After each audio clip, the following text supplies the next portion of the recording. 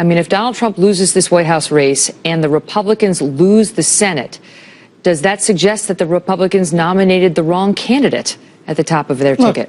The next 2 weeks are a contest of two parallel universes. I just listened to that report. First of all, I used to hang out with Charlie Cook when he would explain that Donald Trump was hopeless and would not get the nomination. I like Charlie. That doesn't mean he's infallible. But let's take the report we just got. Republicans are actually outvoting Democrats in Florida. They're outvoting Democrats in Pennsylvania. That's unprecedented. They've cut the Democratic lead. You predict a win in Pennsylvania? I think they might. Really? Do you think Trump's going to win Pennsylvania? Look, all I can report to you right now is they're outvoting the Democrats in early voting, which is also true in Florida, which is unprecedented. But all of the polls in Pennsylvania have her winning. What?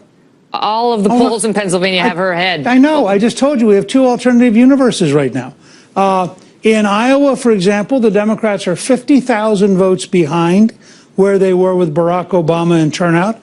The governor is very confident we're going to carry Iowa, which Obama carried last time. I could just carry you through case after case like this. In Minnesota, we're almost certainly going to win the congressional seat up around Duluth, which is a very Democratic area, but it deeply dislikes Hillary Clinton. And represent now. But let me just ask you. Let me just ask you, because you say it's two alternate universes. I mean, these are sort of small examples of how he might be heading early voting and so on. But I'm telling you that the Fox News decision desk just moved Iowa, that you just mentioned, Indiana, 2nd Congressional District in Maine. All of them moved left, moved more likely to vote for Hillary Clinton. And in fact, all of the moves that have been on this map over the past 3 weeks by Larry Sabato, by Cook, by the Fox News decision desks, these are nonpartisan outlets that are just trying to call the electoral scoreboard. Not nonpartisan outlets. Every outlet you described as part of the establishment. Fox News, really? Are we? I don't think so. And every state they've moved it to the left, towards Hillary. And you tell me whether that's all made up. No, I think they're two alternative universes. You have a poll which suggests that she's going to get a Barack Obama turnout among African Americans. I don't think that's going to happen. You have a Washington Post ABC News poll where they took out 8% of the vote because they didn't like the way it voted. Look, I've been around long enough. I remember when the Detroit Liberal newspaper on the Sunday before the election said John Engler would lose by 14 points. He won the governorship that year.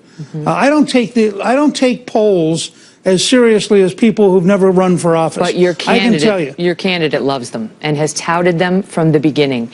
And he's been behind in virtually every one out of the last 40 polls that we've seen over the past month. That's the reality. Look, if you want to assume the election's over, skip the next 2 weeks and we can talk about the future. I'm not assuming anything. I'm asking you whether you believe your candidate's behind based on these numbers and what it says about the down ballot races. I believe the odds are at least 1 in 3 and maybe better than that the difference in intensity and the difference in determination and the degree to which Hillary Clinton is clearly the most corrupt, dishonest person ever nominated by a party all mean that the odds are pretty good she's not going to win.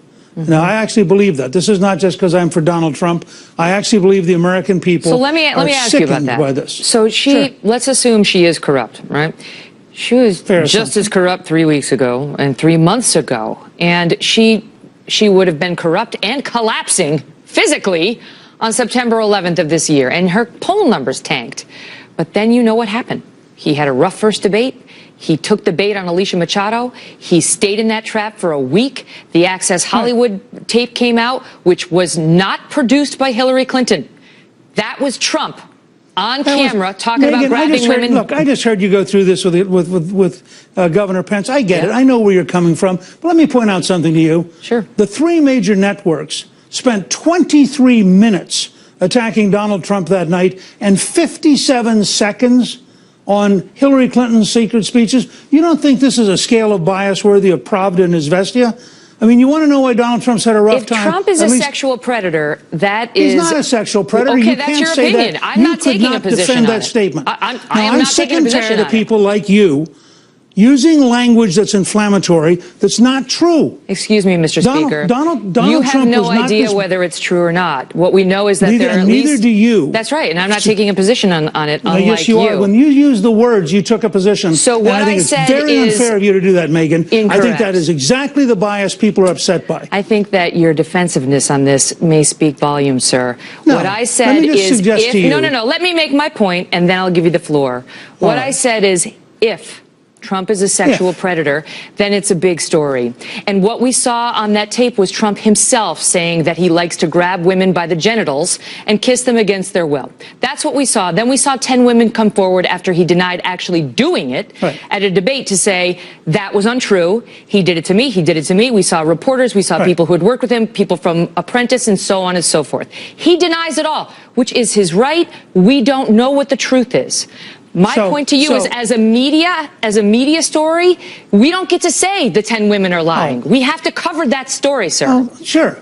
Okay, so it's worth 23 minutes of the three networks to cover that story, and Hillary Clinton in a secret speech in Brazil to a bank that pays her $225,000, saying her dream is an open border where 600 million people could come to America. That's not worth covering. That is worth covering. You want to go back through the tapes of your show recently? You are fascinated with sex, and you don't care about public policy. Me? Now, that's what I get out of watching you tonight. You know what, Mr. Speaker? I'm not fascinated by sex, but I am fascinated by the protection of women and understanding what we're getting in the Oval Office. And I think the American voters would like to know. And therefore, we're going to send Bill Clinton back to the East Wing because, after all, you are worried about sexual predators. Yeah, listen, it's not about me. It's about the women and men of America. And the poll numbers show us that the women of America in particular are very concerned about these allegations and in large part believe that they are a real issue. And don't dismiss the women summarily. Do you want to comment on whether the Clinton ticket has a relationship to a sexual predator? We, on the Kelly file, have covered that story as well, sir. I will tell you the polls. I just want to hear you use the words. I want to hear you use words, Bill Clinton, sexual predator. I dare you. Say Bill Clinton, sexual predator. Mr. Speaker, disbarred by the Arkansas bar. Disbarred by the Arkansas bar. $850,000 penalty. Excuse me, sir. We on the Kelly file have covered the Clinton matter as well. We've hosted Kathleen Willey. We've covered the examples of him being accused as well, but he's not on the ticket. And the polls also show that the American public is less interested in the deeds of Hillary Clinton's husband than they are in the deeds of the man who asks us to make him president, Donald Trump. We're going to have to leave it at that, and you can take your anger issues and spend some time working on them, Mr. Speaker. Thanks for being here. And you too. You too.